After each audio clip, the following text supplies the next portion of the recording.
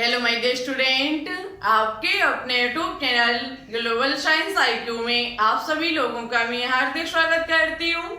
इसी के साथ साथ आप सभी लोगों को गुड इवनिंग। और सबसे पहले आप सभी लोगों को मैं तहे दिल से धन्यवाद करना चाहती हूँ। Thank you so much.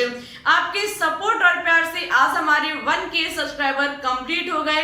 आज हम बहुत ज्यादा हैप्पी हूँ और सभी को कॉन्ग्रेचुलेसन, क्योंकि आज आपकी इस फैमिली में 1000 मेंबर्स जुड़ चुके हैं। 1000 मेंबर्स जुड़ने की मुझे बहुत दिनों से इंतजार था और आज हमारे प्यारे स्टूडेंट्स ने ये इंतजार खत्म कर दिया है। आज मैं बहुत ज्यादा हैप्पी हूँ। Thank you so much. आप इसी प्रकार से अपना सपोर्ट और प्यार दिखाते रहना। आज हमारे 1K सब्सक्राइबर कंप्लीट हुए हैं। 1000 मेंबर्स इस पर जुड़ पाए। जल्द ही मुझे 2000 जोड़ने हैं। कोशिश कीजिएगा स्टूडेंट्स की आपका ये परिवार 1 से 2K पर पहुंच जाए। ठीक है, इस चैनल को आपको बहुत ज्यादा ऊंचाई पर ले जाना है और ये ऊंचाई पर तभी पहुंच पाएगा जब हमारे प्यारे स्टूडेंट्स हमें सपोर्ट करेंगे। आपके सपोर्ट और प्यार की मुझे बहुत ज्यादा आवश्यकता है और आपके सपोर्ट और प्यार से ही हमारी लाइव क्लास चलनी बहुत ही जल्द स्टार्ट होगी। हमारी कोशिश रहेगी 2-3 दिन में आपकी लाइव क्लास को हम स्टार्ट करेंगे।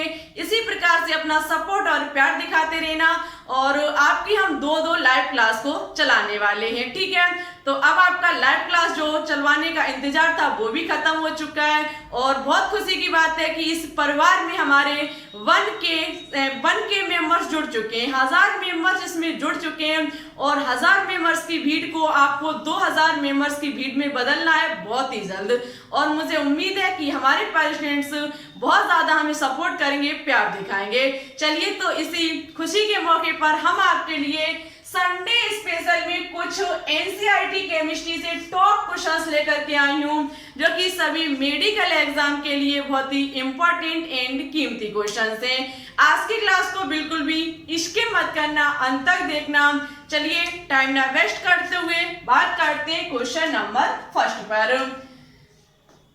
क्वेश्चन नंबर फर्स्ट है कि SI 1430, P1531 और S1632 है। कहने का मतलब है यहाँ पर आपको 3 एलिमेंट्स दिए गए हैं, उनके परमाणु क्रमांक और द्रव्यमान संख्या दी गई है। आपको पूछा गया है कि ये क्या है। कहने का मतलब है आइसोटोन से, आइसोवार से, आइसोटॉप से या फिर दर्पण नाभिक है। स्टूडेंट्स नजर डालेंगे तो यहाँ पर सभी शब्द इंग्लिश में लिखे हुए हैं। आइसोटोन्स हुआ, आइसोवार्स हुआ और आइसोटॉप्स हुआ। अब आपको इसकी हिंदी पता होनी चाहिए। ऐसा नहीं है कि जो स्टूडेंट्स यूपी बोर्ड से वो ओनली हिंदी को ही याद करें। कुछ ऐसी भी चीजें जिनको आपको इंग्लिश में भी याद करना होगा स्टूडेंट्स, क्योंकि एग्जाम में कभी कभी जो उसका इंग्लिश वर्ड होता है उसको लिख दिया जाता है। बिल्कुल इंग्लिश नहीं लिखी जाती, लेकिन कुछ वर्ड उठा लिए जाते हैं। ठीक है, और डिफिकल्ट इंग्लिश भी नहीं आएगी। ऐसा नहीं है कि इंग्लिश CBSE बोर्ड के बच्चे जो तैयारी कर रहे हैं इंग्लिश लैंग्वेज में एग्जाम देंगे उन लेवल की आपको इंग्लिश दी जाए, ऐसा नहीं होगा। ठीक है, छोटे छोटे इंग्लिश के वर्ड दे दिए जाएंगे, जैसे कि आइसोटोन्स आपको पता है सम न्यूट्रॉनिक होता है और आइसोवार्स समभारिक होता है और आइसोटॉप्स जो होता है वो समस्थानिक होता है। ठीक है, तो यही बताना है कि ये क्या है। जैसे कि स्टूडेंट्स हम आइसोवार्स समभारिक की बात करें तो समभारिक क्या होते हैं। आइसोवार्स जो होते हैं, आइसोवार्स समभारिक जो होते हैं, समभारिक उन्हें कहा जाता है जिनमें परमाणु भार या फिर द्रव्यमान संख्या तो समान होती है, लेकिन परमाणु क्रमांक जो होता है वो अलग अलग होता है। समझने का प्रयास कीजिएगा। आप शब्द से समझ सकते हैं समभारिक। बेसिक यहाँ पर बेसिक शब्द आप कहने का मतलब हम कह सकते हैं यहाँ पर आइसोवार्स दिया गया लेकिन समभारिक नहीं दिया गया, मुझे नहीं पता है। तो छोटी छोटी चीज याद कर लीजिए कि आइसोवार्स को हिंदी में समभारिक कहा जाता है। सम मीन्स होता है समान और भार मीन्स भारिक मीन्स होता है भार। कहने का मतलब है जिसका परमाणु भार समान होता है और हमारा परमाणु क्रमांक भिन्न भिन्न होता है, उसको समभारिक कहा जाता है। इसकी क्लास हम बहुत अच्छे से पहले ही अपलोड कर चुके हैं। तो स्टूडेंट्स हम देखेंगे कि क्या यहाँ पर परमाणु भार समान प्रकृति के समान है। तो आपको पता है कि नीचे जो लिखे होते हैं वो परमाणु क्रमांक होते हैं और ऊपर जो लिखे होते हैं वो हमारी द्रव्यमान संख्या होती है, या फिर हम कह सकते हैं परमाणु भार होते हैं। इसका 30 है, इसका 31 है, इसका 32 है। कहने का मतलब है कि इसमें परमाणु क्रमांक भी भिन्न है और परमाणु भार जिसे द्रव्यमान संख्या कहा जाता है वो भी भिन्न है। तो स्टूडेंट्स ये हमारे आइसोबार्स नहीं होंगे। समस्थानिक की आइसोटॉप समस्थानिक जिसे हिंदी में कहा जाता है, इसमें ये समभारिक का उल्टा होता है। इसमें परमाणु क्रमांक तो समान होता है लेकिन परमाणु भार भिन्न भिन्न होता है। भिन्न भिन्न की यहाँ पर बात की जाए तो स्टूडेंट्स देखा जाए यहाँ पर परमाणु क्रमांक भी भिन्न है, परमाणु भार भी भिन्न है, ये भी आइसोटॉप्स नहीं होगा और दर्पण नाभिक तो होगा ही नहीं। ठीक है, और आइसोटोन्स की बात की जाए तो आइसोटोन्स जो होते हैं उन्हें हिंदी में कहा जाता है समन्यूट्रॉनिक, जिसमें न्यूट्रॉनों की संख्या समान हो। यहाँ पर न्यूट्रॉनों की संख्या को देखा जाए तो स्टूडेंट्स न्यूट्रॉनों की संख्या जो निकाली जाती है, न्यूट्रॉनों की संख्या जो निकाली जाती है वो परमाणु भार माइनस की परमाणु क्रमांक से निकाली जाती है। फर्स्ट है हमारा SI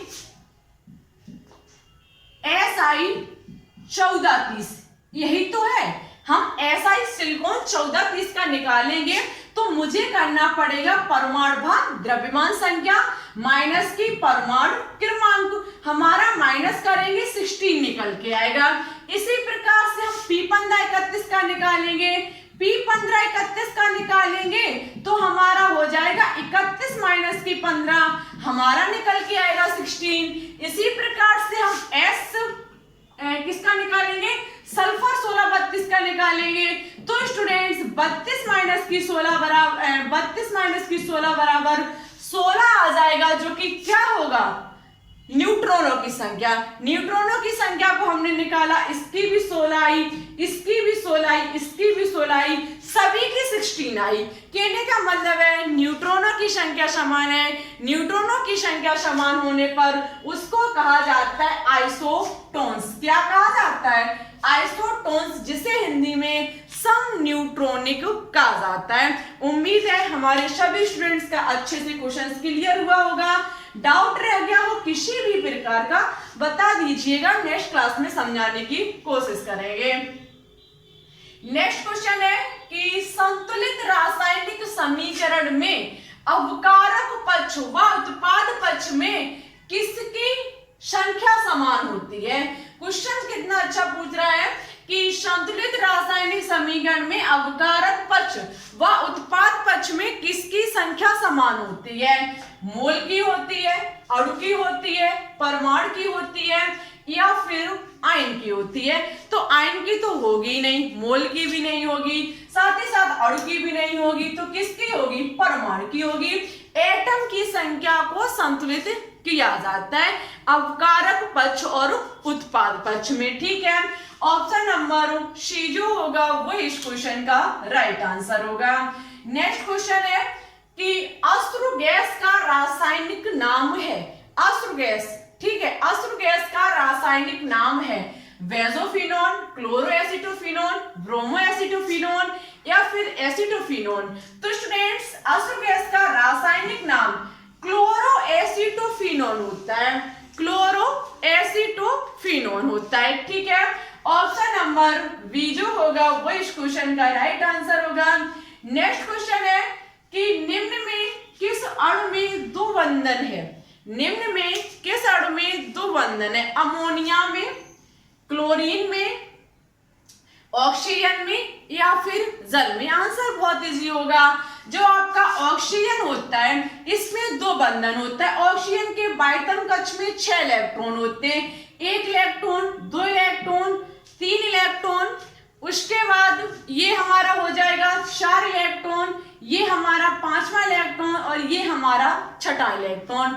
दूसरा oxygen 1 electron, 2 electron, 3 electron, 4 electron, 5 electron, 6 electron. ये इसके साथ क्या कर लेगा, साझेदारी कर लेगा, जिससे कि इसका भी अष्टक पूर्ण हो जाएगा और इसका भी अष्टक पूर्ण हो जाएगा। कौन सा बंध बना, दो बंधन बना।